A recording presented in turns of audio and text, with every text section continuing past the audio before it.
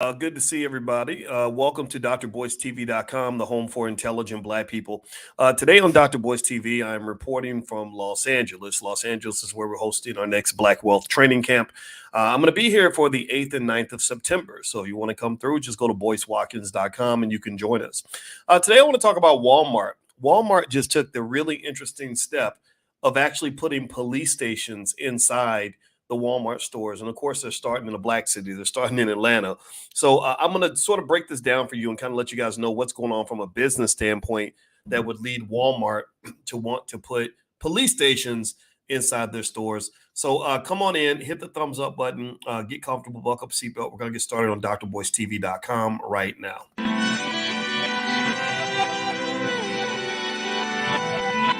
Here we are, clan the isms, cataclysm, great. Our people out here struggling, trying to make it in this state. Everybody out here doing it, but we the ones who late. Now family, we the ones who gotta delegate. Get that money in the power, never be fake. Stick to co-sign for 3. What did he say? Create jobs, support our own. Educate the same and buy back your home. Got 3 degrees, triple 10. 3 PhDs, now we on the CNN. DBTV, let's talk about negligence. Ignorance is bliss, but we can turn it to intelligence. Believe none of what you hear, half of what you see. Let's break it down here on Dr. Boys TV. Here we are.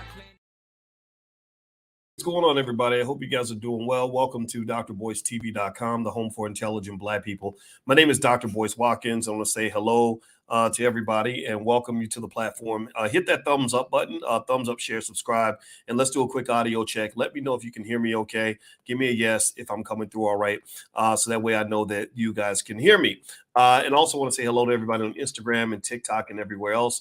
And just remind you, this podcast is on Spotify. We just crossed 1.1 million downloads on Spotify. So if you want to find me on Spotify, just look my name up. Look up Boyce Watkins or the Dr. Boyce Breakdown. All right, so you guys can hear me okay. I see your yeses coming through. Give me a yes if you can hear me. Also, shout out the city you're from. Scott out of Spartanburg, I see you. Thank you so much for all you've done to help me. I'm an investor. Good for you. Atlanta Black Wall Street. And thank you for the kind words, by the way. Rochelle, I see you. Dr. Boyce, they need to hire some cashiers, says Edward. Yeah, I'm gonna tell you the Walmart shopping experience. How many of y'all kind of feel like the Walmart shopping experience in some cities can be just an absolute nightmare? I don't know if anybody else feels that way, but I see you from Hackensack. I feel like going to Walmart. It's not that it's a bad place. I mean, don't get me wrong. I'll go to a Walmart periodically, but it's like rolling the dice. I don't know if anybody else feels that way. When you go to Walmart, it's kind of like, you're hoping you're going to get good service. You're hoping that there'll be somebody at the counter. You're hoping that somebody will be able to help you unlock the thing that you're buying out of the computer section. I don't know if anybody's gone through that where you sat around for the longest time waiting for them to send somebody to unlock the thing so you can go look at, the laptop or whatever. So Walmart is a tough place to shop. I find that it's toughest at nighttime, like middle of the night. It's absolutely terrible. But anyway, here's something that I just read recently that I thought was interesting. And I knew this was coming. I absolutely had a feeling this was going to come. So none of this really surprises me, but I think that it's worth kind of talking about to analyze from a business standpoint. Walmart has just announced that because they've had so much shrinkage, that meaning stuff basically coming up missing, they have started to put police stations in some of the Walmarts. They're starting to now put police stations inside the store, so they can literally call the popos like right there at the store. And this is interesting. Again, not a surprise. Because shrinkage, again, where stuff gets stolen, stuff gets shoplifted, shrinkage is a big problem for a lot of these stores. It grew significantly after the pandemic. Did anybody kind of notice that? Did anybody else get a feeling that maybe the world just kind of became lawless after the pandemic? Again, I'm not trying to sound like Ron DeSantis or something like that, but I'm serious. I want to ask y'all, really, how many of y'all noticed that, like during the pandemic, it seemed like all the rules were off, all the rules were gone. And then suddenly you go to Seattle or you go to Oregon, Portland, or you go to some of these cities on the West Coast, and it's like being taken over by homeless people and fentanyl addicts and everything else, like downtown, just kind of became like almost a disgrace, like almost like kind of shockingly bad. And I know a lot of people who live in those places. I'm talking about good people who literally are afraid. And I'm gonna tell you what, I love Black people. I really do. But I'm going to say to you that I don't know most of the Black people I know and that I love Some of y'all have been tricked into thinking that you're either liberal or conservative all the time. I'm not liberal. I'm not conservative. I have a shirt on that explains who I am. I'm not a Democrat. I'm not a Republican. I'm a black man. And being a black man means I have this thing that the Democrats and Republicans don't have. And this thing is called common sense. How many of y'all, give me a yes in the chat if you believe it. Let's start a political party. We're going to call this the Common Sense Party. Right? The Common Sense Party says that, the police, they're overzealous, but we probably don't need to completely defund the police department, right? I wasn't going along when people were saying defund the whole police. I'm like, no. You defund all the police and you get rid of all the police. That means that when Pookie break in your house and shoot your child in the face, you don't have anybody to call.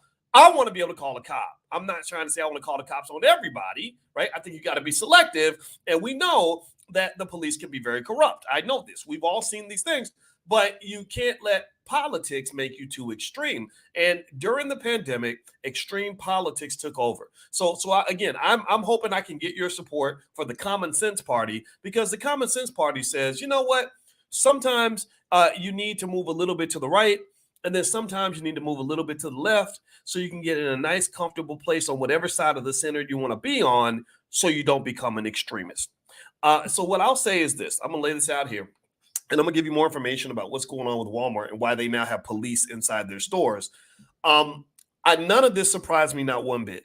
None of this surprise. All of the after effects of the pandemic. And by the way, there's going to be another one soon. Dr. Christina Parks is now over. She's a contributor on Fly New Being Queen. She's going to become, in case you don't remember, she did that amazing testimony in front of the Michigan House of Representatives during the pandemic. She has a PhD in molecular biology from the University of Michigan. And she's working with us in the Black Business School to educate our folks on health, because there's another pandemic coming. Right. And so anyway, if you go over to Fly New Being Queen, she'll be live probably next week sometime.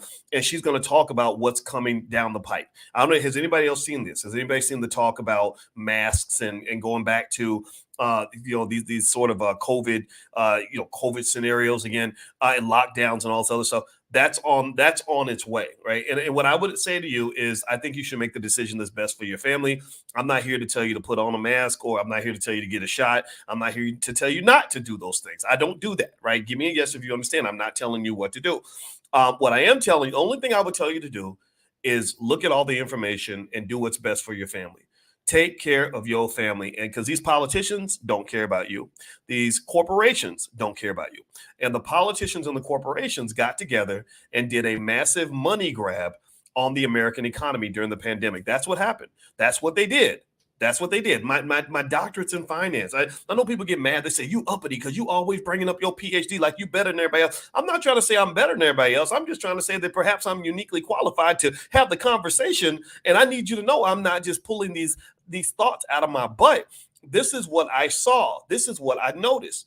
I know that in America, if you want to understand what's going on in America, you got to follow the money. And so the pandemic, it was real. The virus was very real. There were real people that I knew who went down from the virus. At the same time, everybody wasn't falling like flies. Everybody wasn't dying. So when they said everybody's got to get this shot, including 2-year-old babies, I remember thinking, what the hell does a 2-year-old baby need with that shot? When 2-year-old, I don't know anybody know one 2-year-old baby who died during the pandemic for pandemic related? Give me yes or no. Did anybody see one 2-year-old baby go down from that virus? Yes or no? Did anybody? I'm looking for one person to say, yeah, I know a 2-year-old who caught it and she died a few days. I'm looking for just one. Just give me one. I just need one. Yes or no? Yes or no? Just give me one. Anybody? Wait, I'm seeing a lot of no's. Why? Well, because little babies weren't going down from this virus. So my question was a logical question, again, because I'm from the Common Sense Party.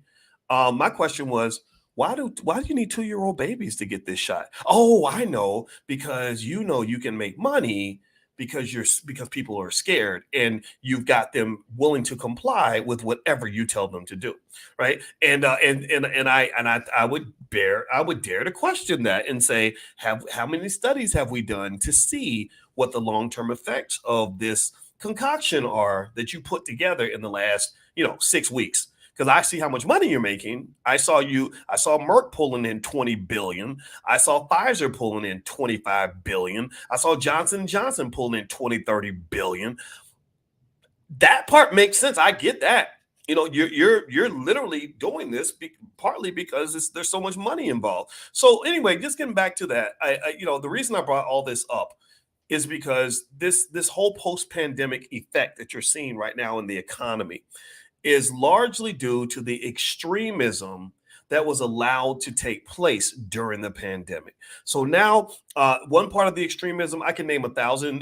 The dead cities out west. You go out west. I gave a speech in Seattle, and those poor people, they said they're scared to go downtown. They talked about a pregnant lady just driving in her car who got shot and killed by a homeless guy. Just things that are happening there. I was there with my daughter. I saw it with my own two eyes. And I remember saying, I told a brother walked up to me. I was so rattled by what I was seeing. It was almost like Gotham City. And I was so rattled by what I was seeing. I was like, let's get out of here. Let's go back to our hotel. And a brother walked up and he said, hey, Dr. Boyce. And I was ready to fight. I literally was ready to fight because I thought it was somebody running up on us because we had just run into a guy who was acting really weird and creepy. And I was like, okay, am I about to have to hurt somebody out here? And he said he worked at a homeless shelter nearby. And I said, what's going on down here? What happened to your downtown? And he said, oh, man, since the pandemic started, it's just kind of falling apart. And I said, yeah, I told him, I said, it reminds me of Gotham City. So a lot of this stuff that happened, you're seeing the after effects. The after effects are the dead cities. The children who are horribly miseducated. A lot of your kids are not reading at grade level. Anybody else notice that? Anybody else notice that the kids are now just like 10 times dumber than they were even before the pandemic? The education system already sucked. Now they're talking about how kids are horribly behind in terms of math and reading and writing skill. College professors. I'm a college professor. College professors were complaining that students were coming to college without even the most basic math and reading skill. What else is going on as an after effect? Well, shrinkage, this inventory shrinkage. That's another effect. So apparently because we've had this whole defund the police thing as if we never need cops or anything. Now you go into stores. Tell me if you've noticed this. Let me know if anybody else has seen this. You go into some stores and everything's locked up, especially in black neighborhoods. Every single thing is locked up. And I remember going to a couple stores and being like, man, why the hell y'all got the toothpaste locked up? Like, what? I can't even get toothpaste without having to go get somebody to unlock it for me. And it's usually in the black neighborhoods. And in fact, in Chicago, Walmart and Target, I believe, just left. They just left the black neighborhoods, right? So these poor people, good people, hardworking people, honest, decent people, they've lost their Walmart. Now they got to go 20 miles to go to Walmart because Walmart was like, people are coming in and stealing our stuff and the police are not helping us fight this. Right. I'm not saying that the corporations are good. I'm not saying that police are good. I'm saying that common sense is good. And one of the things that happened, and I assume a lot of you have noticed the same thing I've noticed, is that people are walking into stores and just grabbing stuff. And then they're telling the employees, you're not supposed to do anything because it's a liability issue. Right. So these people walk in, grab a whole bunch of stuff, and then they just walk out. And I went to New York. I was in New York visiting my daughter. And and I went into a Staples and I was going through the Staples trying to get like I forgot, it was like something stupid, like an ink pen or something. And everything was locked up. And I said, why is everything locked up? Why can't I get anything? He said, because everybody comes in here and they just take stuff. He said, yesterday, a guy came in and he was looking at me as he was filling his bag up like Santa Claus. He was filling his bag up and just staring right at me. And I said, really? So what I'm saying to you is that this reaction by Walmart doesn't surprise me.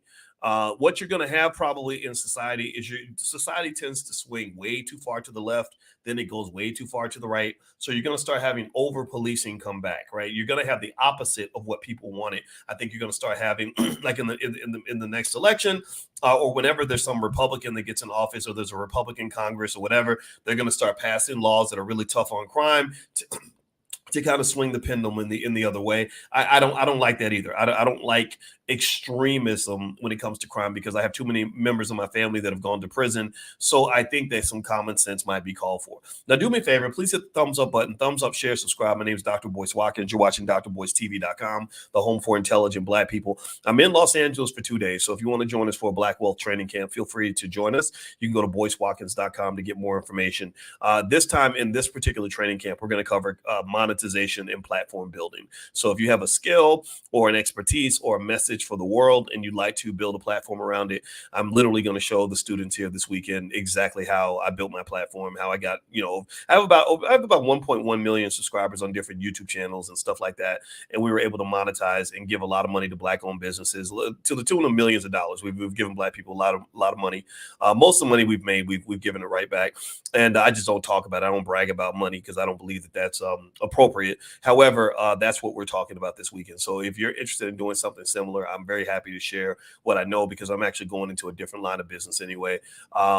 Because I kind of feel like the internet space, the internet energy is like a little bit too weird and too crazy and immature. So I'm still going to do YouTube stuff, but I'm doing some other stuff that's kind of a little bit more of a space that makes more sense to me. Let's just say that. So anyway, but it's a natural evolution. But anyway, if you'd like to join us, just go to boycewatkins.com.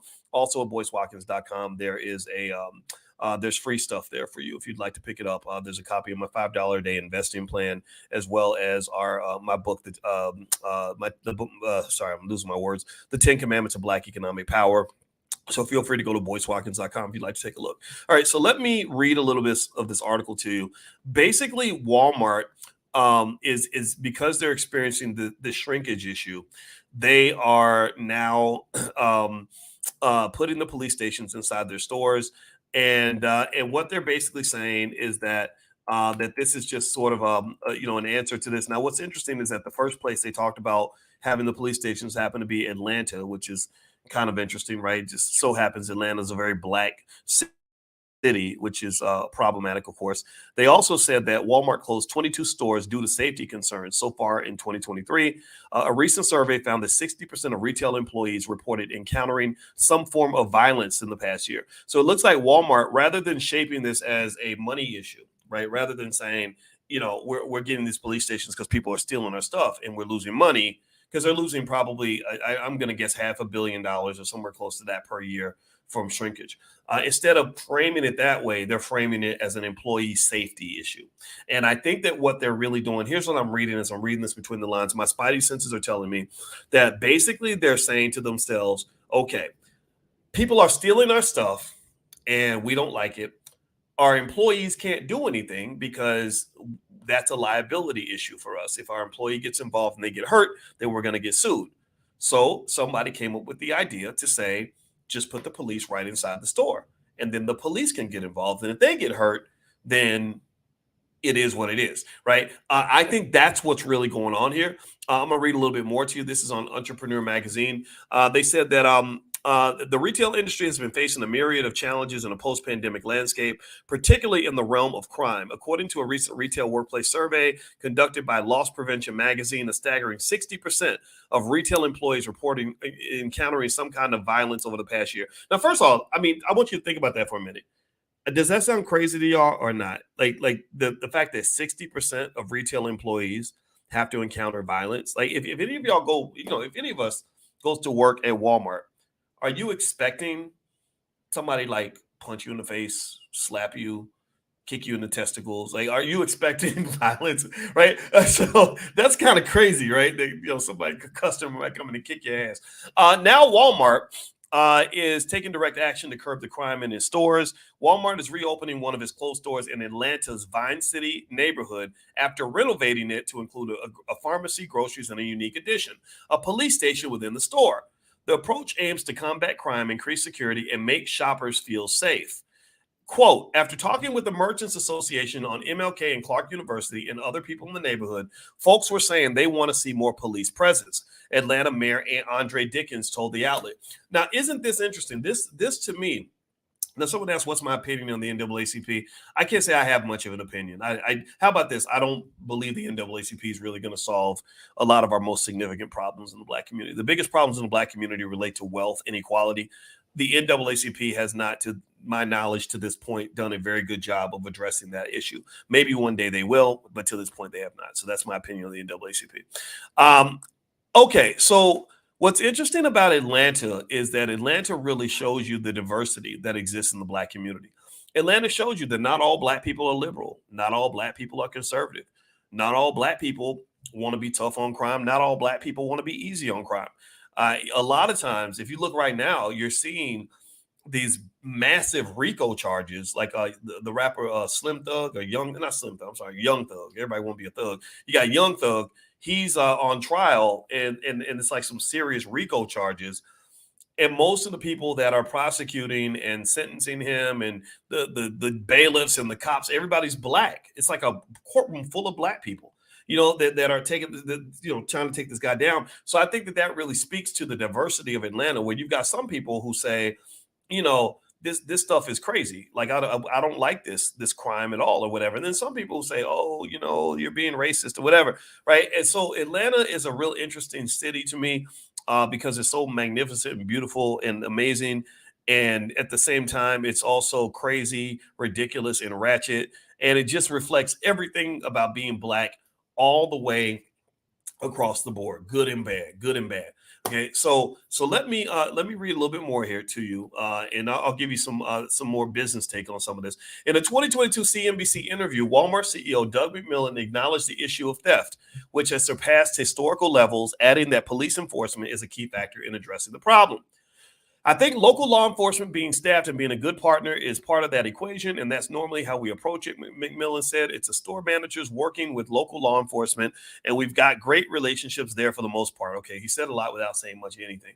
I'm going to tell you, when I read between the lines, this is a money thing. Remember, these corporations, their number one goal is to protect the assets of shareholders. So if those assets are being stolen, then they're pretty much calling in the police to make sure that their stuff can be safe. They're not putting the police in the stores to keep the employees safe, in my opinion, unless they're doing it for financial reasons, which might relate to liability, or perhaps their inability to draw employees because the employees don't feel safe in those spaces. And so the one thing about retail theft and shrinkage is that basically up until about 2021, about 1.85% of sales were stolen goods, were related to shrinkage. And they said the common causes of shrinkage here are shoplifting, employee theft, administrative errors, vendor fraud. And then also they mentioned high-risk products here in this article. Items that are often targeted include electronics, designer clothing, cosmetics, and alcohol. So these tend to be the things that people steal the most. Typical responses by companies are investments in surveillance, loss prevention personnel. That's the person that follows you around the store because you're black, which obviously is a problem. Inventory management and control. Many companies adopt sophisticated inventory management systems to quickly identify and respond to shrinkage issues. Employee training, community outreach, and partnerships. Legal action. In the case of significant theft, companies might pursue legal action against individuals responsible, working with law enforcement agencies to ensure prosecution. Customer education, product protection measures, supply chain security, etc. So I'm just going to tell you like this. It's going to get worse over time. I think that Walmart, Target, a lot of these retailers, what they're doing now, and I've been kind of watching, I watch the financial news every day to see what they're thinking and what's going on. They're all talking about this issue. In Chicago, I can't remember how many Walmarts got left Chicago. I think 4 Walmarts left Chicago in 1 year. How many Walmarts left Chicago? Yeah, they closed 4 stores permanently in April of 2023. And what they said here is in this article, they said by the end of the day Sunday, 4 Walmart stores in Chicago will shut down forever. The retailer said it closed the stores because they were underperforming. Residents and community leaders remain skeptical. People in the communities affected will have to travel farther for groceries and other necessities. The abrupt closing comes just 5 days after residents in Chatham, Lakeview, Little Village, and Bronzeville found out about Walmart's decision to close the stores. And here's the thing, I live outside Chicago, and there are so many good people in all these neighborhoods. And the crazy thing about Chicago, though, is that on the south side and the west side, there is that consistent issue with violence. And that violence exists, in my view, because they've never taken it seriously enough. They protect the white people that live on the north side. The black people are not as protected. And you have so many good people in those communities that are lumped in with the nonsense, right? And they're tired of it too. And so, like Bronzeville's a great neighborhood. My wife and I were going to buy some property in Bronzeville, and so they said it's one less option. Came here for lower prices, so now I'm here for one last time to get what I need. Says Michael Gerard, a Little Village resident. People are upset and express frustrations. Walmart says the stores have not been profitable over the years, claiming to have lost tens of millions of dollars. The concern for many comes with another pharmacy leaving as well, right? Let me see here. I'm looking to see when they get to the nitty gritty.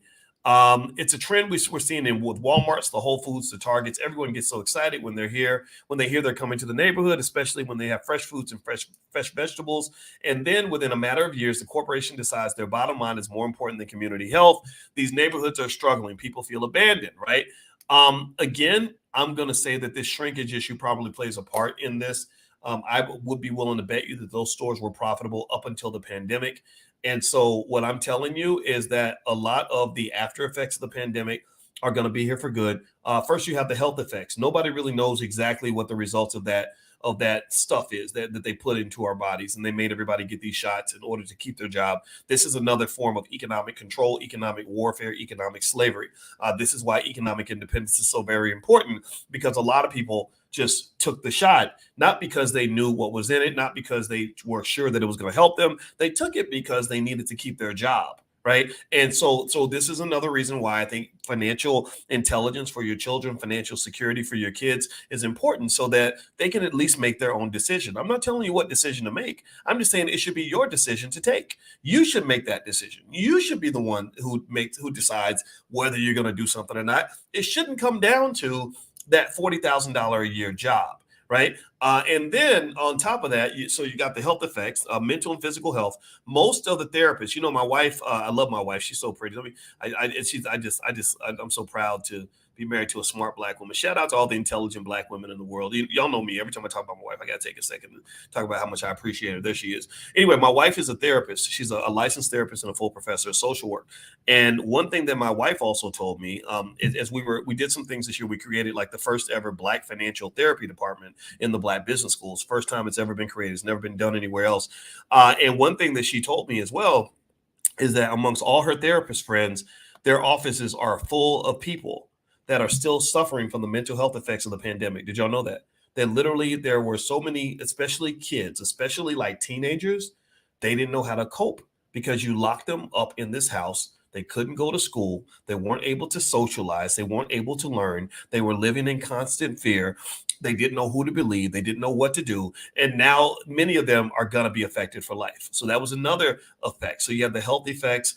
You also had effects in terms of crime. We talked about that, right? A lot of these cities out west that are just torn to pieces, companies are leaving the cities because they're just sitting here saying, wait a minute, the whole downtown's been taken over by drug addicts and homeless people.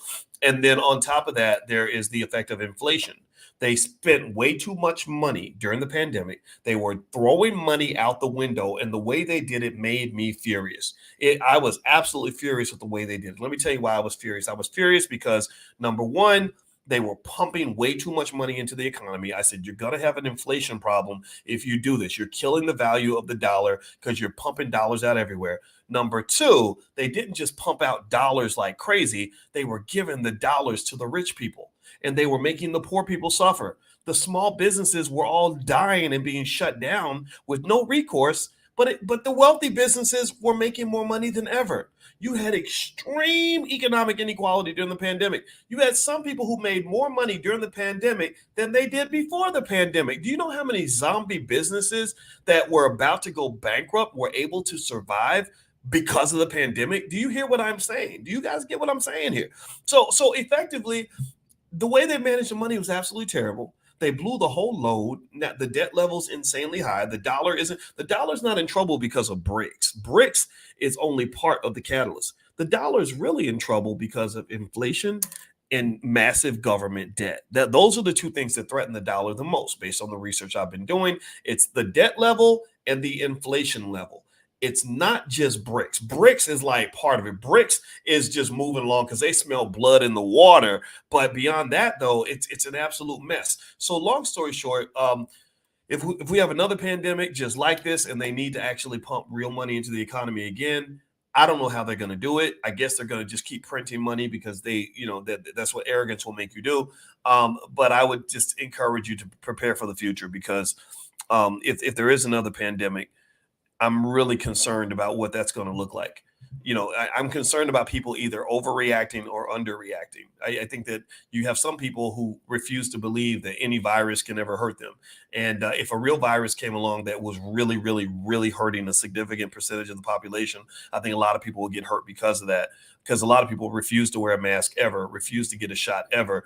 I was never in that category. I was a person who said, if it makes sense to me, I'll do it. If it makes no sense to me, I won't do it.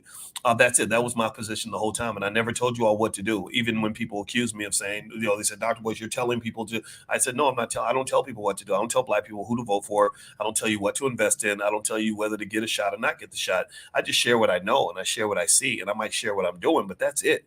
And so anyway, that's it. Those are my thoughts. So I hope this conversation was beneficial to you. This is really, to me, this was a discussion about business in terms of how companies think, what could be coming down the pike. And I really think that you're going to start seeing the pendulum swing in terms of crime enforcement over the next couple of years, because I think that some people in major cities like San Francisco are getting kind of tired of the whole like defund the police energy. They're not interested in that anymore. So anyway, do me a favor, thumbs up, share, subscribe. I'm going to be in LA for 2 more days. On the 8th and the 9th, I'm doing a 2-day Black Wealth training camp. So if you're in LA, I think there's still a couple more seats left. Not many. I think we're almost sold out, but feel free to go to boycewatkins.com and see if there's something there. Don't just show up though, because there won't be anything at the door. There won't be any tickets at the door, but you can get them online right now. I believe there's a few seats left. Also, if you want to follow me on Instagram, my Instagram is Dr. Boyce Finance. And if you want to get profit alerts sent to you via text of stocks that I like, you can do one of two things. You can either join my Telegram page by going to drboycetelegram.com, or you can text the word stock to 31996. Text stock to 31996. I'll send you profit alerts. I'll also send you a free copy of our $5 a day investing plan. I'll send you a list of AI stocks that I like, as well as a training on how to make money without working. So feel free to go take a look at that. All right. So anyway, I'm going to get on out of here. And I see someone says you should come to Raleigh, North Carolina. We partner with groups that want us to come out. If they lay out some infrastructure, like find a venue and pay a deposit, then we do the rest. And so if you have a group and you want me to come out and do a training, I'd love to do that. But we have to partner with the community, because we don't take any corporate money. We don't take any government money. And we've pretty much built this platform. And I'm really proud of the fact that literally I can say that we've pumped in about $10 to $15 million into the Black community. As quiet as kept. I just don't brag about it. But we've done this over the last 7 to 8 years. And we did it without any significant support from anybody. And that's something that I've been super proud of, in the sense that I believe in independent Black power. I believe that Black people should have our own independent institutions. I think that we should have systems and strategies in place so that we can actually do what we want, say what we want, and be who we want without anybody else telling us what to do. That's what I believe, and that's who I am, and I'm going to be that man until the day I die. So God bless you guys. Thank you so much for listening. I appreciate you, and we will see you all very, very soon, and I hope you guys have a wonderful day. Please hit that thumbs up button on the way out the door, and I'll talk to you guys later. Take care now. Peace.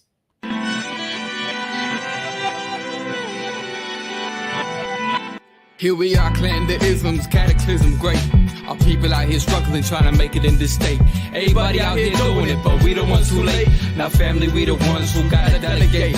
Get that money in the power, never be fake. Stick to cosign for 3. What did he say? Create jobs, support our own.